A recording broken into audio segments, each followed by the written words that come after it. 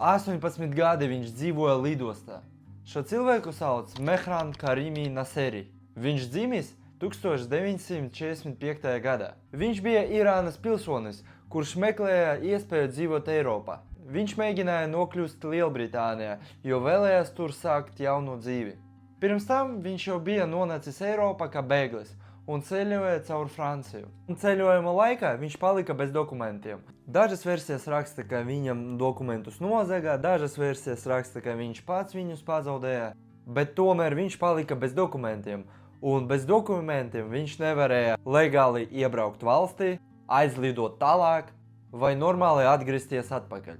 Tāpēc viņš palika Parīzes Charles de Gaulle lidostā. Viņš gulēja uz soliņiem, mazgājās lidostas tualete, ēda to, ko deva darbinieki vai cilvēki, kas viņam palīdzēja.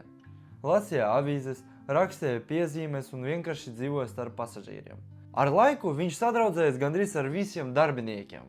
Daudzie pasažieri bija dzirdējuši par viņu. Viņš kļuva par tādu dzīvu lidostas leģendu.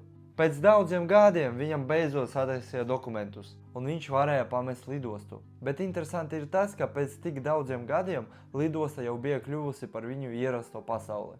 Un ir stāsti, ka neskatoties uz to, ka viņam jau sataisīja dokumentus un viņš varēja braukt, kur viņš grib, viņš atpakaļ atgriežas lidostā un turpināja tur dzīvot.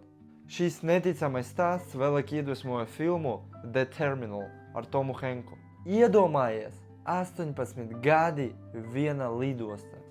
Raksti komentāros, kā tev šķiet, cik ilgi tu varētu nodzīvot lidostā.